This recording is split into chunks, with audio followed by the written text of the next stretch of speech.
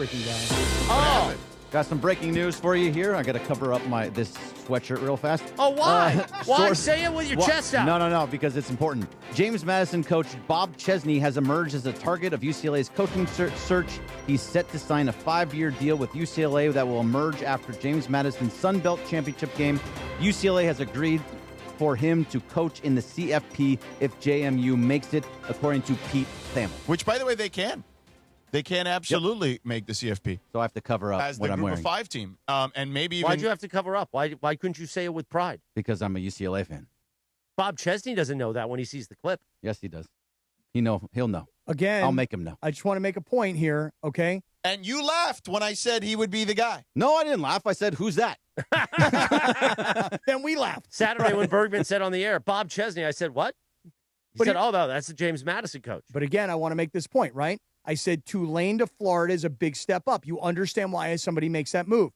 James Madison to UCLA is, in theory, a very big step up because James Madison, prior to a couple of years ago, they were playing like They were an FCS school. right, Division I AA. They call it FCS now, Yeah. but they were a much lower level team. They've jumped up to Division I, and they've been good in their conference.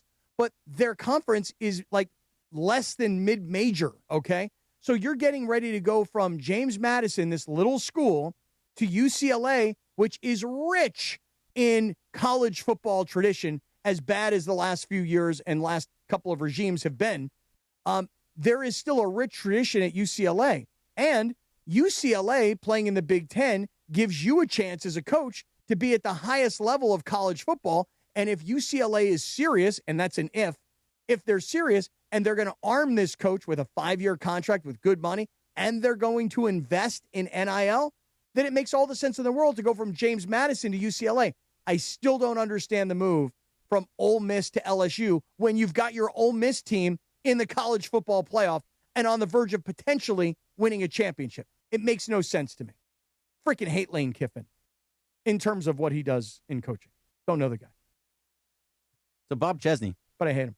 He's good, man. He's a one. good coach. So I gave Kappy a little background on him. This is a guy who literally started at the bottom of college athletics, like Division III, actually NAIA first, then like small level division stuff. Has worked his way up. 48 years old. He put Holy Cross on the map in the Patriot League, and now took over JMU after Signetti has kept them at that same level. College football playoff is a possibility for them. Like, he's a really good, accomplished coach, and your kind of guy, Kappy, heart and soul, man, has done it at every level of college athletics. So I'm looking at his resume right now. Starting in 2000 at a place called Norwich, Georgia. That could be a high school for all I know. Delaware Valley, again, could be a high school. So could Kings, Pennsylvania, PA. Then he gets to Johns Hopkins in 2005 and is with Johns Hopkins until 2009. And by the way, this is, and then I don't even know where any of these places are. But I don't know any of these schools until he gets to Holy Cross in 2018. Right, yeah, which is in the Northeast, yeah. What is SALV, Salve Regina? Salva Regina. What is that? It's like a small Division III school. I It's don't know not where an it's STD. I mean, it sounds bad, dude. That's gross. I mean, what is that? A small what? That's a rude question to ask. Thank you, Shador. You're welcome. It's a what? It's a small school, Captain. Where's it at? I don't know where it's at. I thought you knew everything. No, I don't know that one. Let's see here. It's in Rhode Island. Rhode Division Island. III. Well, my point is this. This is an impressive move to go. And by the way, I say impressive move for him. I don't know about for UCLA. We'll find out for UCLA. For this guy to go from Holy Cross to James Madison, and you spend 2 years at James Madison, and you get an opportunity to jump to the level of UCLA, which, by the way, I know a lot of people are driving around right now laughing, going, what level of UCLA? UCLA is not, Nebraska, USC. And I'm not Big talking Ten school, I'm man. not talking about the highest levels of Big Ten school. I'm not talking about Ohio State, Michigan, Penn State, Wisconsin, Iowa. You're going to the bottom of the barrel of the Big Ten. But from James Madison to UCLA, what do you think's a bigger jump? James Madison to UCLA or Tulane to Florida? James Madison to UCLA. So this is why I love these stories of these coaches who get these big-time opportunities. I hate it for the schools, But the schools know that they're stepping stone jobs, right? Like, if James Madison is going to let this guy coach through the end, why are they letting him do that? Because they're appreciative of his contribution. Same with Summerall, right? And they're understanding of why he's leaving. You understand what I'm saying? Mm-hmm. They get why you would leave. I understand why you'd leave James Madison to go to UCLA, so we'll let you stick around. But you cannot stick around at Ole Miss if you're going to LSU. Right. Yeah, no, it's a different deal. And look, UCLA, I told you, Greg, from the beginning, when they were searching for a head coach, I said, UCLA needs a coach that knows how to develop players, okay? UCLA is not going to be the school that gets 10 5-stars. Like, that's not happening. That's not who they are, right? They need to make more with less, right? And this is a guy. If you look at all those schools Kappy named, he has had success at all of them because he's made more with less. What did he do when he left Sal Virginia for Assumption? Where's Assumption? So this is kind of like a Mick Cronin type hire, it seems like to me. I know Mick Cronin was at Cincinnati, but he Assumption is in Massachusetts. I mean, these schools are unbelievable. That was Division II, though. I mean, I can't believe they even play football there. There's Division II. But is that a good comparison? That it's like Mick Cronin? No, Mick Cronin came from Cincinnati, dude. It was a big school. Cincinnati's a good basketball school. It was still, that was not a... No, dude, Cincinnati Bearcats had been to Final Fours and stuff like that. Yeah, Nick Van Exel back in like the 90s. Yeah. It doesn't matter. Like, that's not this at all. No, I know it's still low, but he was doing more with less. Yes, I agree with that part. But but he came from like a school that was good at basketball. I'm trying to agree with the portion of doing more with less. No, it's not about get him. It's just not an apples to apples comparison. But more with less, I'll give you. Doing more with less and being able to get guys that are kind of missed out on in other places, and you bring them in and make them and coach them up. Mick Cronin has done that for the most part at UCLA by coaching guys up that weren't supposed to be that great. Although they lost to Cal the other day. I know. But let me tell you guys this right now. Cal's pretty good, though. Here's what you want from Bob Chesney. By the way, a lot of people are like, who's Bob Chesney? He's reportedly going to be the new UCLA coach, and he's been the coach at James Madison over the last 2 years. And James Madison, George, has had a lot of success here in the last few years. Check me on this. Did Curt Cignetti? I just said that. From Indiana. So here's the thing. Right. And he took over for Cignetti, and he still got them right on the brink of making the playoffs. So what you're kind of hoping for is this if you're a UCLA fan. And by the way, Cignetti took all his guys with him to Indiana. So it's not like he took over a team that was loaded. So what you're hoping for as a UCLA fan is, wait a second.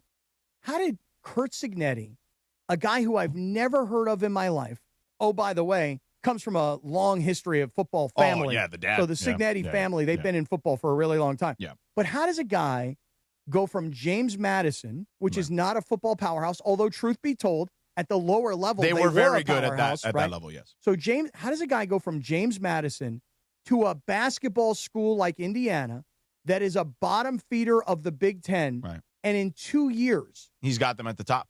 Not only does he have them at the top, but he was such a coveted coach that Penn State wanted him. They we'll keep you here, whatever it takes. Yes. And Cignetti, unlike Lane Kiffin, Cignetti's a loyal guy to his school, to his players, to his coaches. Where Cignetti was like, "Oh, you guys are going to give me a longer term contract, pay me a lot more money. Well, you know what? I'll make my name here at Indiana. I don't have to go jump ship to Penn State." That's the difference between Curt Cignetti and Lane Kiffin. Lane Kiffin could have made his name, could have been his own. He could have been on his own path, but instead he's leaving Ole Miss. This is so. It's funny. I don't know who I saw said this, but it is true. You are right. Lane Kiffin could have been the guy who took Ole Miss to a national championship. He could have been a legend there had he eventually finished the deal. But now he becomes one of the guys who won at LSU if he does indeed win there. Right. And if he doesn't, then you're one of the failed guys who didn't win. Right. You're not Nick Saban, Les Miles, or even Ed Orgeron. It kind of reminds me of Blake Snell. Blake Snell was not shy in saying that he came to the Dodgers because it was kind of like if you can't beat them, join them sort of mentality. Right. He played for the Padres where he won his Cy Young and played for a team that actually beat the Dodgers, then went to the Giants where he had a no-hitter, but it still wasn't championship baseball. Mm-hmm. And it was like, I'll go join the Dodgers because if I can't beat them, I'll join them. That's what Lane Kiffin is doing. And by the way, he can beat LSU. He did beat LSU. Mm. So it makes, for me, I will never understand what Lane Kiffin is doing unless Lane Kiffin goes to LSU and wins a national championship. And I'll be okay, look. You have a better shot of doing it there. but you have a better shot of winning a national championship right now with Ole Miss. He clearly does not believe that. Well, if he doesn't believe that his 11-1 team, with all of their great wins so far this year, I don't even remember who Ole Miss lost to, but I'll tell you right now. I forgot. But if you don't believe in your team, then all the more reason for you to just take off, and all the more reason for me as a player to go, get out, coach, or as an administrator say, get out, coach, because we're 11-1. This is the best team we've ever had, and you don't believe we can win? They lost to Georgia. What was the score? 43-35. I don't know how close that game actually was. Bob Chesney. Georgia just ham slammed them in the fourth quarter. But Bob Chesney, who's reportedly going to become the new UCLA coach, that I promise you 99.9% of people who are listening right now don't have know. never heard of. Correct. Don't know what UCLA is hoping for is to get that Curt Cignetti type magic. Yeah. And from listen, this guy.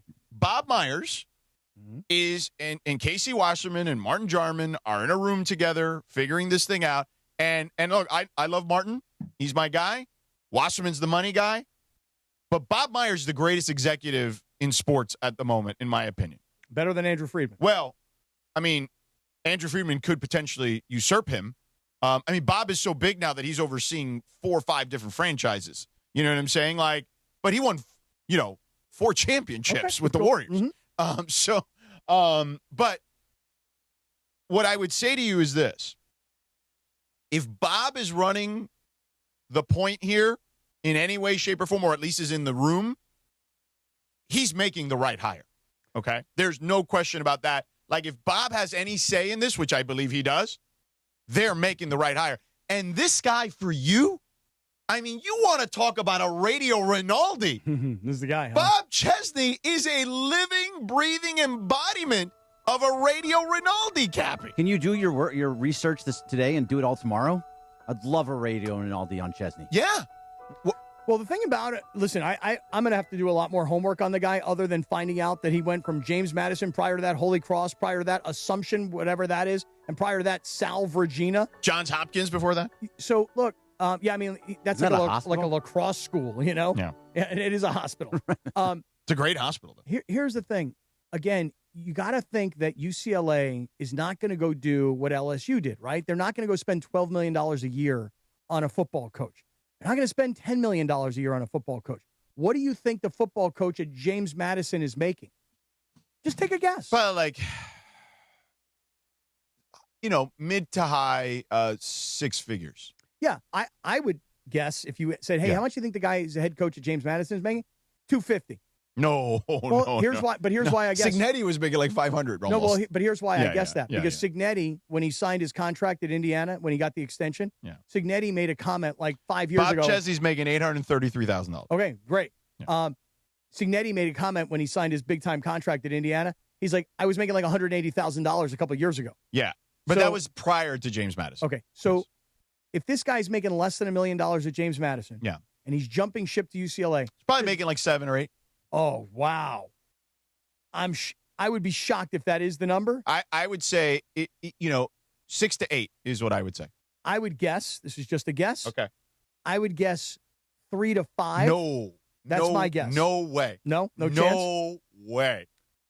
I would say 6 to 8 in that range. Hey, listen, if UCLA has poached a coach from an up-and-coming program, because you're not going and getting a guy from a competitor in the conference. I would say $6 million is the floor there.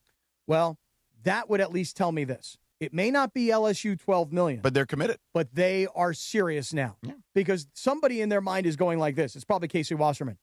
Okay, $6 million a year for 5 years is $30 million. And if after year 3 he doesn't do well, then we're going to have to buy out the next $12 million. Okay, it's only $12 million. That's fine. We can do this. That's my point. You understand? Like, it's what is he going to pay? What is he going to get paid so that you show everybody that you're serious? Yeah. But by the same token, what is he going to get paid so that if you have to buy him out, you didn't do some stupid deal like USC did. I love how you thought he was making $250. The guy's making like almost 4 times that. Well, the only reason I say that is because, again, my reference point was really Cignetti's comment. That Cignetti comment, again, that was previous to his James Madison. Where was he? Was he at some small school? I know he might have been at University of Pennsylvania. Anyway, in Pennsylvania somewhere. It was a small school, like a D2-ish type school. I have to remember what the name of it is.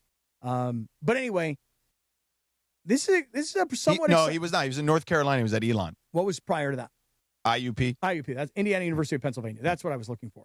So that's maybe where he's making $180,000. But Chesney, all these college football coaches are generally reported what their earnings are. Yeah, because they're state employees. Yeah, in most cases. So, listen, if you're telling me that UCLA is going to spend $5 million on a coach, $6 million, $7 million, I'm telling you that's what they're going to spend. Then guess what? That is exciting for this reason alone. They finally have decided, let's get serious. And we're not going to go get somebody who's a $12 million coach. We're going to get somebody on the rise, and we're going to get somebody at a mid-major who is at a stepping stone school, and James Madison is that.